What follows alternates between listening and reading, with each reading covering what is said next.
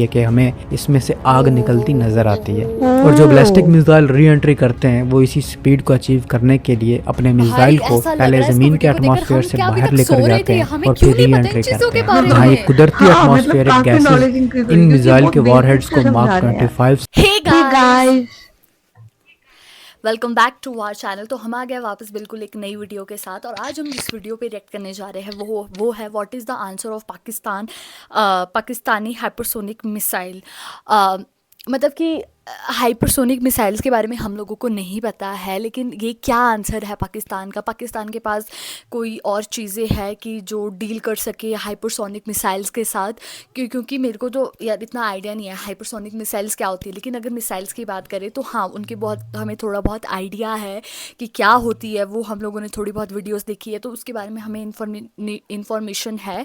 बाकी इस वीडियो के थ्रू ही हम जाने कि जो हाइपरसोनिक मिसाइल्स होती है वो क्या होती है, और उसका आंसर क्या पाकिस्तान के पास है कोई ऐसा इक्विपमेंट जो मतलब पाकिस्तान डील कर सके उन हाइपरसोनिक मिसाइल्स के साथ। हाँ, मतलब इससे तो यही लग रहा है कि मतलब इंडिया के पास कुछ मतलब हाइपरसोनिक मिसाइल है, बहुत स्ट्रॉन्ग कोई चीज है, बट पाकिस्तान के पास उसका भी जवाब देने के लिए कुछ ऑलरेडी बहुत स्ट्रॉन्ग चीज है। बाकी वो तो हमें इस वीडियो को देख के पता चलेगा, बट हाँ, पाकिस्तान के पास ऑलरेडी बहुत ज्यादा चीजें अब आ गई है। कोई 7th जनरेशन नेवी के अंदर, 5th जनरेशन उसके अंदर, जेट वगैरह के अंदर, तो मतलब ऐसे कह सकते हैं कि काफी स्ट्रॉन्ग है। बाकी अब ये देखता है कि क्या है ऐसा जो इंडिया की हाइपरसोनिक मिसाइल को भी टक्कर देने के लिए उनके पास ऑलरेडी कोई चीज है जो कि बहुत डेंजरस है। तो देखते हैं कि क्या है। तो फिर आप भी देखिए, हम भी देखते हैं। Let's start. दोस्तों, आपके लिए सबसे पहले ये जानना ज़रूरी है कि हाइपरसोनिक वेपन होते क्या हैं। स्पीड वेपन के लिए एक बहुत ज़रूरी और अहम चीज़ है। जो वेपन स्पीड में, रफ्तार में जितना तेज़ होगा वो उतना ही ख़तरनाक भी साबित होगा। और जो वेपन फ़िज़ा में परवाज़ करते हैं, इनकी स्पीड को जांचने का मेयार स्पीड ऑफ साउंड से किया जाता है, यानी आवाज़ की रफ्तार इन हथियारों की स्पीड को जांचने का एक पैमाना है। और आवाज़ 1235 किलोमीटर फी घंटा की रफ्तार से ट्रैवल करती है, जिसे कहा जाता है माक 1। अब जो वेपन आवाज़ की रफ्तार से कम रफ्तार में ट्रैवल करता है, इस वेपन को या इस मिसाइल को सबसोनिक मिसाइल या वेपन कहते हैं। और जो वेपन कभी आवाज़ की रफ्तार से थोड़ा ज़्यादा तेज़ ट्रैवल करता है और कभी आवाज़ की रफ्तार से कम ट्रैवल करता है, यानी कि माक 1 से ऊपर नीचे होता रहता है, तो ऐसे वेपन को ट्रांसोनिक कैटेगरी में शामिल किया जाता है। और जो वेपन या ऑब्जेक्ट आवाज़ की रफ्तार से ज़्यादा तेज़ परवाज करने की सलाहियत रखते हैं, ऐसे वेपन को सुपरसोनिक वेपन की कैटेगरी में डाला जाता है। यानी जिन वेपन्स की स्पीड माक 1 से ज़्यादा होती है, ऐसे वेपन्स को सुपरसोनिक वेपन्स कहा जाता है। जैसा कि कई सुपरसोनिक क्रूज मिसाइल्स हैं, फाइटर जेट हैं, जो माक 1 से ज़्यादा की स्पीड अचीव कर सकते हैं। और जो वेपन या ऑब्जेक्ट आवाज़ की रफ्तार से 5 गुना ज़्यादा स्पीड रखता है, ऐसे वेपन्स को हाइपरसोनिक वेपन्स की कैटेगरी में डाला जाता है। हाइपरसोनिक वेपन्स की स्पीड माक 5 से कम नहीं होती, और माक 5 से ऊपर माक 25 तक ट्रैवल करने वाले ऑब्जेक्ट हाइपरसोनिक कैटेगरी में आ जाते हैं। दुनिया का पहला हाइपरसोनिक डिज़ाइन एक जर्मन साइंटिस्ट ने डेवलप किया था, जिनका नाम सिल्बर वोगल था, जो कि इन्होंने 1930s में डिज़ाइन किया था।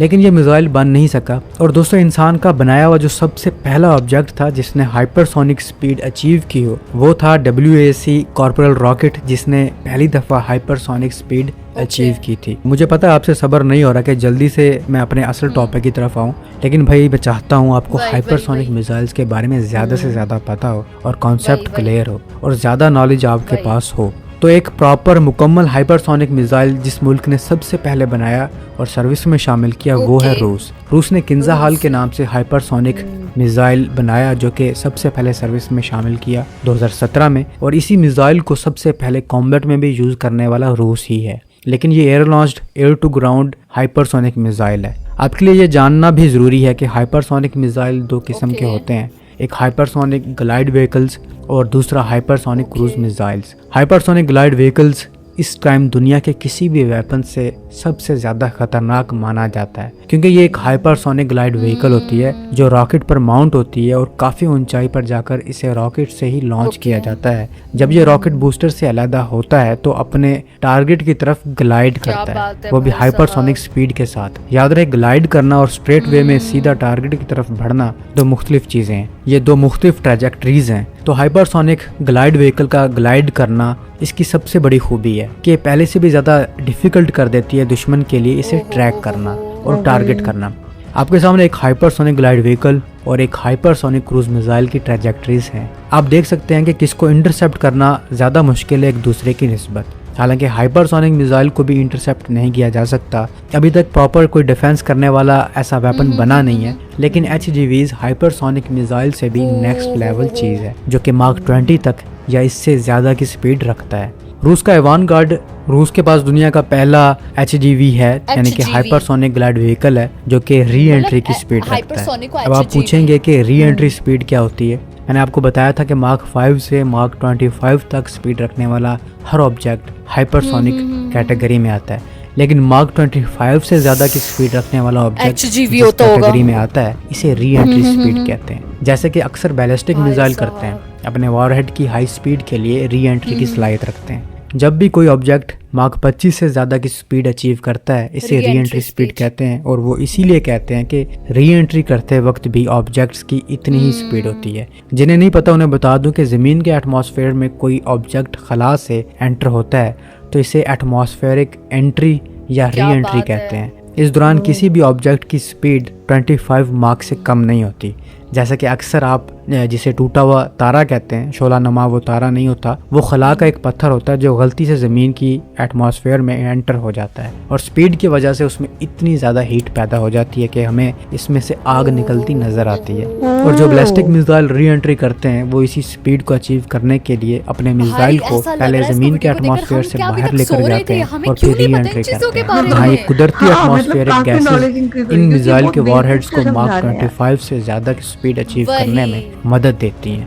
इसी तरह रूस का एवानगार्ड ग्लाइड व्हीकल भी करता है और ग्लाइड करते हुए एवानगार्ड की स्पीड मार्क 27 तक जा सकती है, यानी कि आवाज़ की रफ्तार से 27 गुना ज़्यादा। तो हाइपरसोनिक ग्लाइड व्हीकल वेपन का कोई जोड़ नहीं है, और इससे थोड़ा कम जो मिसाइल है वो हाइपरसोनिक मिसाइल है जो कि क्रूज करता हुआ इसी स्पीड से दुश्मन पर हिट करता है।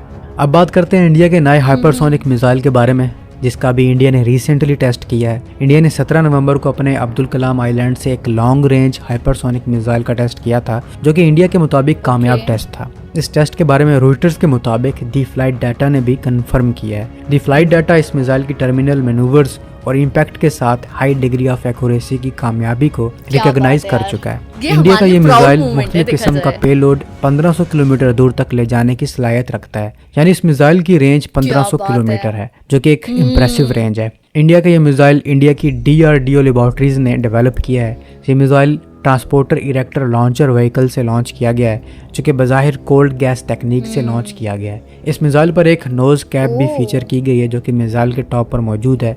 ये बात याद रखें कि बज़ाहिर दिखने से बिल्कुल भी नहीं लगता कि ये एक हाइपरसोनिक ग्लाइड व्हीकल है, यानी कि HGV है। अगर होता, जितना इंडिया इस मिसाइल के बारे में शोर मचा रहा है, ये शोर हाइपरसोनिक ग्लाइड व्हीकल के होने पर 70 गुना ज़्यादा बढ़ जाता। तमाम इस मिसाइल के टेस्ट में कुछ मुख्तलिफ चीज़ें ज़रूर हुई हैं, जैसा कि इस मिसाइल की नोक पर आपको एक कैप नज़र आ रही है। ये इसलिए होती है ताकि स्टोरेज या ट्रांसपोर्टेशन के दौरान मिसाइल की नोक डैमेज ना हो, लेकिन ये लॉन्च करते वक्त रिमूव नहीं की गई। लॉन्च होते वक्त ये कैप भी साथ थी, जो कि आमतौर पर रिमूव कर दी जाती है। और जैसे इस मिसाइल को ट्रांसपोर्टर इरेक्टर लॉन्चर से लॉन्च किया गया है और इसकी कैप भी रिमूव नहीं की गई, ऐसा लगता है कि इंडिया को इस मिसाइल टेस्ट की बहुत ज़्यादा जल्दी थी। बहुत जल्दी में ये टेस्ट किया गया है। किस चीज़ की जल्दी थी कोई नहीं जानता। दूसरा, इंडिया ने ना इस मिसाइल का नाम रिवील किया है और ना पहले कभी इस प्रोग्राम का नाम लिया है। हालांकि आमतौर पर इंडिया ऐसा करता नहीं है कि कोई भी प्रोग्राम हो इंडिया इसका नाम लेता है, इस मिसाइल का नाम लेता है, सालों वो प्रोग्राम चलता है, फिर इसका टेस्ट किया जाता है, लेकिन इस मामले में ऐसा कुछ भी नहीं किया गया। जबकि India already BrahMos 2 hypersonic missile पर काम कर रहा है जो कि रूस के जिरकॉन मिसाइल पर बेस्ड है। इंडिया हाइपरसोनिक ग्लाइड व्हीकल पर भी काम कर रहा है जो कि HGV-202F है जो कि अग्नि 5 और 6 पर माउंट किया जाएगा। इंडिया की DRDO hypersonic technology demonstrator vehicle पर भी काम कर रहा है, लेकिन इंडिया ने कभी इस लॉन्ग रेंज हाइपरसोनिक मिसाइल के बारे में बात नहीं की, ना इस प्रोग्राम के बारे में जिक्र किया और ना ही इस मिसाइल का अभी तक नाम रिवील किया है। हम कह सकते हैं इस चीज़ ने पाकिस्तान और चीन के दफाई हलकों को हैरान ज़रूर किया है। फिर इस मिसाइल के कैनेस्टर पर और मिसाइल पर LR-02 लिखा हुआ है जो कि पॉसिबली इस चीज़ की तरफ इशारा करता है कि इंडिया का ये मिसाइल इस किस्म का एक दूसरा प्रोटोटाइप है। इंडिया इससे पहले भी इस किस्म का मिसाइल बना चुका है या इसका पहला वेरिएंट बना चुका है जिसे मंजरेआम पर नहीं लाया गया। बात की जाए हाइपरसोनिक मिसाइल्स में पाकिस्तान कहाँ खड़ा है, तो पाकिस्तान के पास ना तो अपना कोई हाइपरसोनिक मिसाइल है और ना सुपरसोनिक मिसाइल है। पाकिस्तान ने चीन से CM-400 खरीदा था जिस पर चीन का दावा है कि ये हाइपरसोनिक स्पीड अचीव कर सकता है। पाकिस्तान एयरफोर्स का भी ये कहना है कि इसके पास हाइपरसोनिक स्पीड वाला मिसाइल मौजूद है, लेकिन ये इंडिपेंडेंटली क्लेम नहीं है। इस मिसाइल के बारे में ये कंफर्म जरूर है कि ये सुपरसोनिक मिसाइल है, 3 से 4 माक की स्पीड अचीव कर सकता है, लेकिन ये कंफर्म नहीं है कि ये माक 5 से ज़्यादा की स्पीड अचीव कर सकता है। और माक 5 से ज़्यादा की स्पीड के बारे में चीन भी नहीं कहता, चीन कहता है कि ये माक 5 तक अचीव कर सकता है। तो माक 5 तक अचीव करना एक अलग बात है, माक 5 से ज़्यादा की स्पीड रखना एक अलग बात है। अगर बात की जाए कि इंडिया के इस मिसाइल का जवाब पाकिस्तान के पास क्या है, तो क्या पाकिस्तान चीन से उसका हाइपरसोनिक मिसाइल नहीं खरीद सकता जैसे कि पाकिस्तान माजी में खरीदता है? लेकिन आप ये बताएं कि क्या किसी दुश्मन के हाइपरसोनिक मिसाइल के बदले हाइपरसोनिक मिसाइल ही बना लेना या एक्वायर कर लेना ही दुश्मन के मिसाइल का जवाब है? नहीं, बिल्कुल भी नहीं। क्या अगर हम भी हाइपरसोनिक मिसाइल हासिल कर लेते हैं तो क्या ये इंडिया के हाइपरसोनिक मिसाइल को हमारी तरफ बढ़ने से रोक देगा या इंटरसेप्ट कर लेगा? कभी भी नहीं करेगा। ना इंडिया इधर से दागे गए किसी भी हाइपरसोनिक मिसाइल को रोक पाएगा, ना पाकिस्तान इंडिया के किसी हाइपरसोनिक मिसाइल को रोक पाएगा। पाकिस्तान का जवाब तो ये होना चाहिए था कि हमारे पास इस मिसाइल को डिफेंड करने के लिए एयर डिफेंस मौजूद है। आखिरी मिसाइल गिरेगा तो वाम पर ही ना, चाहे इस तरफ चाहे उस तरफ, लेकिन हाइपरसोनिक को डिफेंड करने के लिए इंटरसेप्टर की जरूरत है। लेकिन हाइपरसोनिक को डिफेंड करने के लिए, इंटरसेप्ट करने के लिए अभी तक कोई प्रॉपर टेक्नोलॉजी नहीं आई। वरना अगर स्पीड की बात की जाए तो हमारा अबाबील मिसाइल भी री एंट्री बताया, मतलब कि कितनी तेज आवाज होती है, कितने मतलब कि इसकी लेयर के बाद लेयर होती है कि एक जगह पहुंचने के बाद में फिर वो जब ऊपर तक पहुंच जाता है तब वो उसको छोड़ देता है, फिर उसके बाद में हाइपरसोनिक जो मिसाइल है वो उसमें से निकलती है और फिर वो अपने टारगेट के मतलब टारगेट सेट करके फिर उसके ऊपर डायरेक्ट वो जाके लगती है। और इसकी आवाज और मतलब जैसे ये लॉन्च करने लगता है तो भाई कितनी तेज आवाज होती होगी, मुझे लगता है वो पूरा एरिया एक बारी के लिए सुन पड़ जाता होगा। और कितनी ज्यादा मतलब स्ट्रॉन्ग बताई है कि कितनी ज्यादा पावर है इसके अंदर। मतलब मुझे ऐसा लगता है कि जिधर भी ये मिसाइल, हाइपरसोनिक मिसाइल जिधर भी टारगेट करी जाएगी ना, एक बारी के लिए क्या मुझे लगता है वो एरिया का पूरा वो जितना एरिया होगा ना वो खत्म ही हो जाएगा। मुझे लगता है आगे आने वाली जनरेशन जैसे कि हिरोशिमा नागासाकी के अंदर हुआ था ना कि वहां पे हुआ था, और उसके बाद आज भी वहां पे बच्चे मतलब थोड़े से डिसेबल्ड होते हैं, बर्थ जो न्यू बॉर्न बेबीज होते हैं वो डिसेबल्ड होते हैं। मुझे लगता है अगर ये मिसाइल भी ऐसे कहीं पे जाती है, टारगेट होती है, तो उस एरिया का भी यही हाल होने वाला है, क्योंकि बहुत ज्यादा ही स्ट्रॉन्ग बताई गई है। मतलब अब तक हम लोगों ने इतनी सारी मिसाइल्स के बारे में बात करी, पर इतनी ज्यादा डेंजरस मिसाइल तो मुझे कोई सी भी नहीं लगी कि इतनी तेज आवाज और लेयर के बाद लेयर, और मतलब कैसे इतनी ज्यादा उसमें पावर है और कैसे वो टारगेट सेट करती है और वो कोई भी चीज उसको रोक नहीं सकती, उसमें इतनी ज्यादा उसने पावर ले रखी होती है। तो मुझे तो ये बहुत खतरनाक लगी सही में, सीरियसली। और काफ़ी ज़्यादा इन्फॉर्मेटिव वीडियो थी। सबसे पहले तो मैं इनका, जिन्होंने ये वीडियो बनाई, उनका मतलब कि बोलना चाहती हूँ कि आपने बहुत ही कमाल की वीडियो बनाई है। और मतलब कि जिस हिसाब से उन्होंने समझाया है ना, वो लिटरली एक एक चीज़ हम लोगों को समझ आ रही थी। पहले उन्होंने डिफ़ाइन करा कि जो सुपरसोनिक मिसाइल्स होती है वो क्या होती है, हाइपरसोनिक मिसाइल्स होती है वो क्या होती है, जो सुपरसोनिक मिसाइल्स होती है वो होती है कि जो आप आवाज़ से, है ना, जो आवाज़ के जितना ट्रैवल कर सके, है ना, वो सुपरसोनिक मिसाइल्स में ऐसी थी कि भाई ये हो गया। और हाइपर मतलब कि नहीं, सुपरसोनिक ये बोला गया कि जो थोड़ा आवाज़ से ज़्यादा ट्रैवल करे वो सुपरसोनिक मिसाइल। जो हाइपरसोनिक है वो मिसाइल्स है जो 5 टाइम्स ज़्यादा ट्रैवल करे, आवाज़ से, साउंड से 5 टाइम एक्स्ट्रा ज़्यादा ये ट्रैवल करती है, तो वो हाइपरसोनिक मिसाइल्स बोली गई है।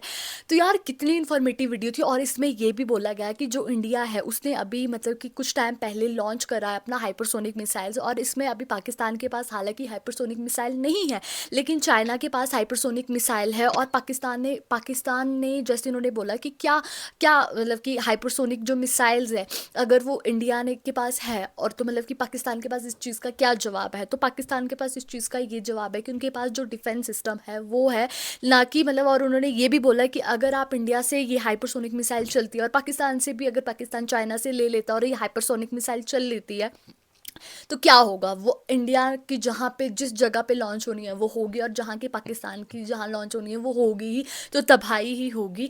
तो हम्म। आई होप ये चीज़ ना हो। और भाई जिस हिसाब से समझाया, और ये तो बोलना पड़ेगा यार, ये बहुत बहुत ज़्यादा पावरफुल मिसाइल है।